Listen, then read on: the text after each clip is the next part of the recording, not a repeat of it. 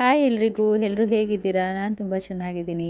ಆಗಲೇ ತಮ್ಬ್‌ನೈಲಲ್ಲಿ ನೋಡಿರೋ ಪ್ರಕಾರ ಇವತ್ತು ನಾನು ಮಾಡಕ್ಕೆ ಹೊರಟಿದ್ದೀನಿ ಸಾಂಪ್ರದಾಯಿಕ ಶೈಲಿಯ ಹುರುಳಿಕಾಳು ಬಸ್ಸಾರು ಹಾಗೆ ಅದ್ರ ಕಾಳು ಒಗ್ಗರಣೆ.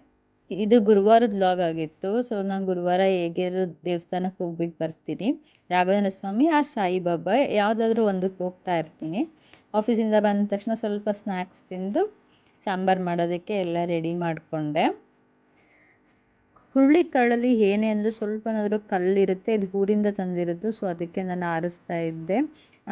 ಅಂಗಡೀಲಿ ತಂದರೂ ಒಂದು ಸತಿ ನೋಡಿ, ಏಕೆಂದರೆ ಕಲರು ಇದು ಒಂದೇ ಥರ ಇರುತ್ತೆ. ಫಸ್ಟು ಈ ಥರ ನೀರಲ್ಲಿ ಸ್ವಲ್ಪ ಹೊತ್ತು ನೆನೆಸ್ಕೋಬೇಕು, ಒಂದು 4 to 5 hours.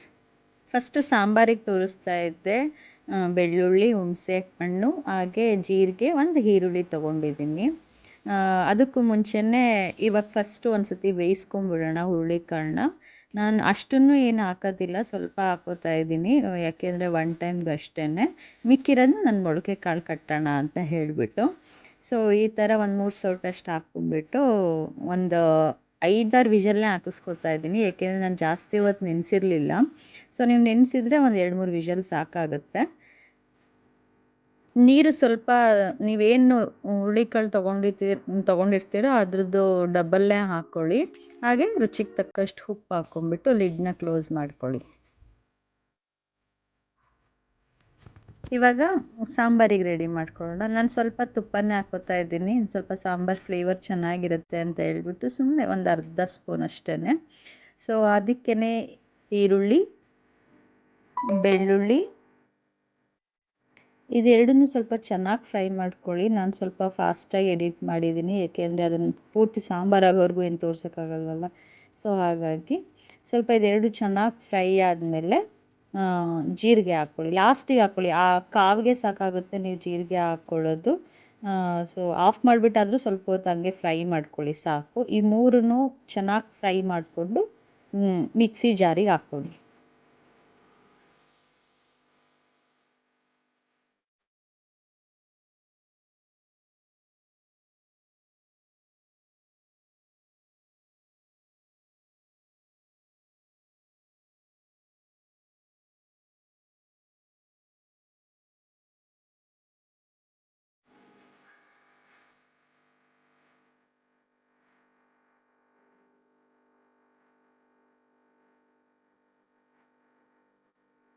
ಫ್ರೈ ಮಾಡ್ಕೊಂಡಿರೋ ಬೆಳ್ಳುಳ್ಳಿ, ಈರುಳ್ಳಿ, ಜೀರಿಗೆನ ಹಾಕ್ಕೊಂಡು ಹಾಗೆ ಸ್ವಲ್ಪ ಕಾಯಿ ಹಾಕ್ಕೊಳ್ಳಿ, ಸ್ವಲ್ಪ ಕೊತ್ತಂಬರಿ ಸೊಪ್ಪು.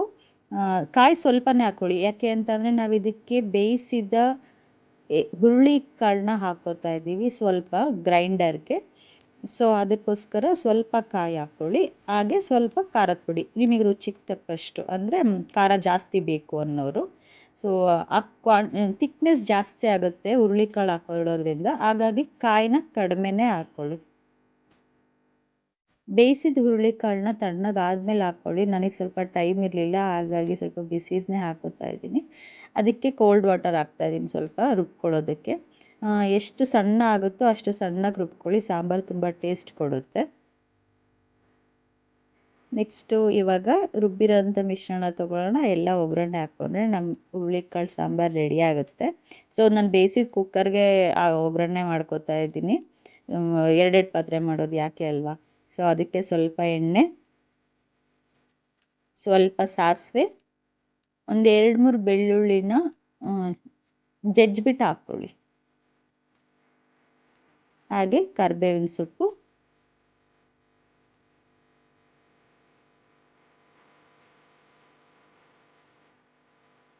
ಹಾಗೆಯೇ ಒಣಮೆಣಸಿನ್ಕಾಯಿ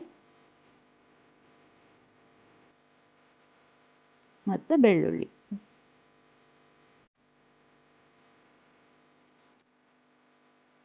ಇವಾಗ ರುಬ್ಬಿಕೊಡಿ, ನೋಡಿ ಎಷ್ಟು ಸಣ್ಣಗೆ ರುಬ್ಬಿದ್ದೀನಿ ಅಂತ ಹೇಳಿಬಿಟ್ಟು. ಆ ರುಬ್ಬಿರೋವಂಥದ್ದನ್ನು ತೊಗೊಂಡು ಒಗ್ಗರಣೆ ಹಾಕಿದ್ರೆ ಸಾಂಬಾರು ರೆಡಿ ಆಗುತ್ತೆ. ಒಮ್ಮೆ ಟ್ರೈ ಮಾಡಿ. ಇದು ನಮ್ಮ ಹಾಸನಲ್ಲಿರೋರಿಗೆಲ್ಲರಿಗೂ ಗೊತ್ತಿರುತ್ತೆ. ನಮ್ಮ ಸೈಡ್ ಮಾಡ್ತಾರೆ, ಇದು ಹಾಸನ ಸೈಡು. ಸೊ ಈ ಕಡೆ ಮಂಡ್ಯ ಕಡೆನೂ ಉಪ್ಸಾರು ಅಂತ ಮಾಡ್ತಾರೆ, ಬಸ್ಸಾರು ಯಾರೂ ಮಾಡಲ್ಲ. Bengaluru, Mysuru most of the time ಮಾಡ್ತಾರೆ ಈ ಸಾಂಬಾರನ್ನು. ಉತ್ತರ ಕರ್ನಾಟಕ ಸೈಡ್ ಮಾಡಲ್ಲ ಅನ್ಕೋತೀನಿ. ಸೊ ಒಮ್ಮೆ ಟ್ರೈ ಮಾಡಿ, ನಿಜವಾಗ್ಲೂ ತುಂಬ ಇಷ್ಟ ಆಗುತ್ತೆ ಎಲ್ರಿಗೂ ಅಂತ ಹೇಳ್ತೀನಿ. ನಾನು ಈ ಥರ ಸೋಸ್ಕೊಂಡಿದ್ದೆ ನೋಡಿ, ಈ ಕಾಳು ತೊಗೊಂಡ್ಬಿಟ್ಟು ಒಗ್ಗರಣೆಗೆ ಹಾಕ್ಕೊತೀನಿ. ಇದೇ ನೀರನ್ನು ತಗೊಂಡ್ಬಿಟ್ಟು ನಾನು ಸಾಂಬಾರಿಗೆ ಉಪಯೋಗಿಸ್ಕೊಳ್ಳೋದು. ಬೇರೆ ನೀರು ಹಾಕ್ಕೋಬೇಡಿ. ಸೊ ಅದೇ ಕಾಳಲ್ಲಿ ಬೇಯಿಸಿರೋ ನೀರನ್ನೇ ಸಾಂಬಾರಿಗೆ ಯೂಸ್ ಮಾಡ್ಕೊಳ್ಳಿ.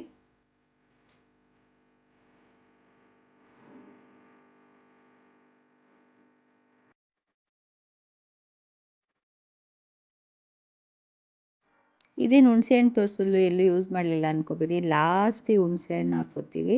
ಸೊ ಅದೇ ನೀರಿಗೆ ಚೆನ್ನಾಗಿ ಕಿವುಚ್ಕೊಂಬಿಟ್ಟು ಲಾಸ್ಟಿಗೆ ಒಂದು ಸ್ವಲ್ಪ ಕುದಿ ಬರೋ ಟೈಮಿಗೆ ಹಾಕ್ಕೊಂಬಿಟ್ಟು ಕುದಿಸ್ಕೊಳ್ಳಿ. ಫಸ್ಟೇ ಹಾಕ್ಕೋಬೇಡಿ. ಹುಣಸೆಹಣ್ಣು ಬಿಟ್ಟಮೇಲೆ ಆಲ್ಮೋಸ್ಟ್ ಸಾಂಬಾರು ಕಂಪ್ಲೀಟ್ ಆಯಿತು.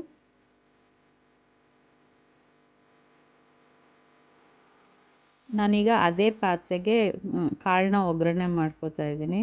ನಾನು ಆದಷ್ಟು ಸ್ವಲ್ಪ ಕಡಿಮೆ ಪಾತ್ರೆನ ಯೂಸ್ ಮಾಡೋಕ್ಕೆ ಟ್ರೈ ಮಾಡ್ತೀನಿ. ಯಾಕೆಂದರೆ ಮತ್ತೆ ವಾಶ್ ಮಾಡೋದಕ್ಕೆ ಟೈಮ್ ಆಗಲ್ವಲ್ಲ.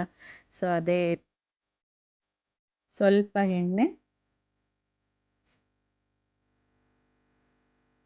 ಸ್ವಲ್ಪ ಸಾಸಿವೆ, ಮಾಮೂಲಿ ಕಾಳು ಹೇಗೆ ಒಗ್ಗರಣೆ ಮಾಡ್ಕೋತೀವೋ ಅದನ್ನೇ. ಸೊ ಅದಕ್ಕೆ ಕರಿಬೇವು. ಯಾವುದೇ ಬಸ್ಸಾರು ಮಾಡಿದ್ರೂ ಅದು ಕಾಳು ಒಗ್ಗರಣೆಗೆ ಈರುಳ್ಳಿ ಮತ್ತು ಕಾಯಿ ತುರಿ ಜಾಸ್ತಿ ಇದ್ದಷ್ಟು ತುಂಬಾ ರುಚಿ ಇರುತ್ತೆ. ಒಮ್ಮೆ ಟ್ರೈ ಮಾಡಿ, ನಿಜವಾಗ್ಲೂ ನೀವೇ ಹೇಳ್ತೀರಾ.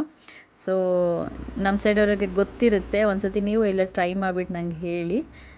ಇದು ಕಾಮನ್ ಅಡುಗೆನೇ, ಇದೇನು ಸ್ಪೆಷಲ್ ಏನಿಲ್ಲ. ಬಟ್ ಆದರೂ ಕೆಲವ್ರಿಗೆ ಗೊತ್ತಿರಲ್ಲ ಅಂದ್ಬಿಟ್ಟು ನಾನು ತೋರಿಸ್ತಾ ಇದ್ದೀನಿ ಅಷ್ಟೇ.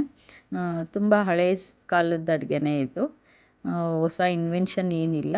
ಸೊ ಅದೇ ಈರುಳ್ಳಿ, ಅದಕ್ಕೆ ಕಾಳು ಒಗ್ಗರಣೆಗೆ ಹಾಕ್ಕೊಂಡು ಲಾಸ್ಟಿಗೆ ಕಾಯಿ ತುರಿ ಹಾಕ್ಕೊಂಡ್ರೆ ನಮ್ಮ ಬಸ್ಸಾರು ರೆಡಿ ಆಗುತ್ತೆ. ಬಸ್ಸಾರನ್ನು ಒಗ್ಗರಣೆ ಕಾಳು. ಇದಕ್ಕೆ ಮುದ್ದೆ ತುಂಬಾ ಚೆನ್ನಾಗಿರುತ್ತೆ. ನಾನು ಮುದ್ದೆ ಮಾಡಿರಲಿಲ್ಲ, ನೈಟ್ ಆಗಿರೋದ್ರಿಂದ. ಸೊ ಆಫ್ಟರ್ನೂನ್ ಇತ್ತು ಅಂದರೆ ನಾನು ಮುದ್ದೆ ಮಾಡ್ತೀನಿ. ಡೈಜೆಷನ್ ಆಗಲ್ವಲ್ಲ ನೈಟ್ ಟೈಮ್ ಊಟ ಮಾಡಿದ್ರೆ ಅಂದ್ಬಿಟ್ಟು. ಇನ್ನೂ ಯಾರೆಲ್ಲ ನನ್ನ ಚಾನಲ್ನ ಸಬ್ಸ್ಕ್ರೈಬ್ ಮಾಡ್ಕೊಂಡಿಲ್ಲ, ಪ್ಲೀಸ್ ಹೋಗ್ಬಿಟ್ಟು ಸಬ್ಸ್ಕ್ರೈಬ್ ಮಾಡ್ಕೊಳ್ಳಿ.